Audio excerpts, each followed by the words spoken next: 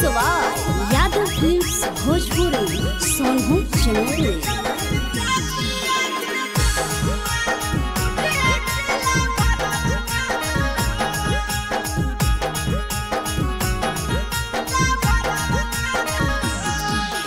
होई गेलौ शादिया गे जनुआ पियावा तोरा कतना माना हो।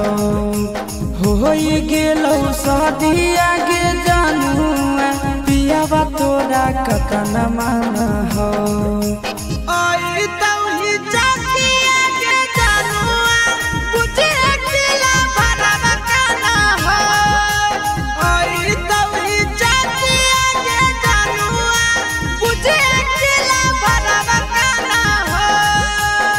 होई गेलौ शादिया गे जनुआ पियावा तोरा कतना माना हो।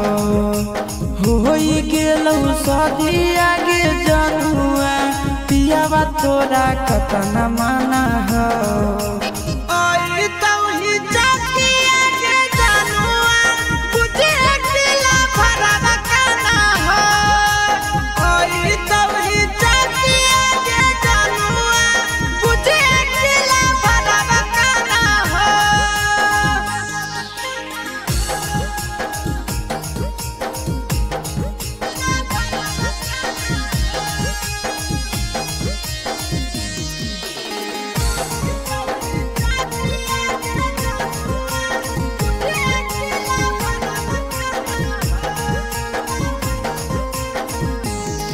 आगे तोरे चलते भेलियै बाबू माही से बदनाम गे।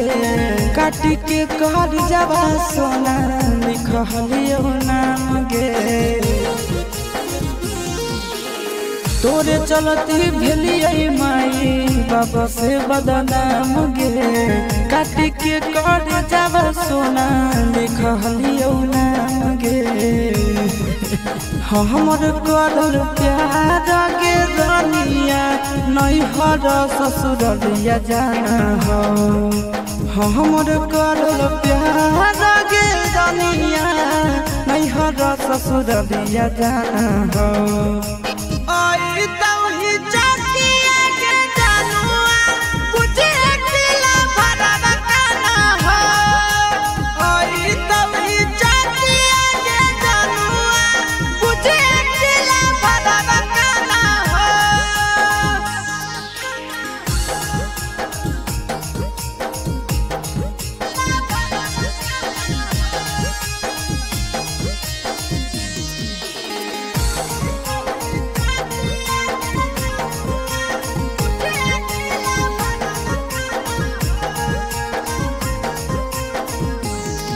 आगे पगला पगला कहो हनी बनाई देनी पगला गे। कबने जन्म के करे जाने कर देनी बदला गे। पगला पगला कहो हनी बनाई देनी पगला गे। कौन जन्म के सोना निकाल लेनी बदला गे। हमर दिहल निशानी आगे कटे जावा पियावा तोरे अभियो पहचाना हो।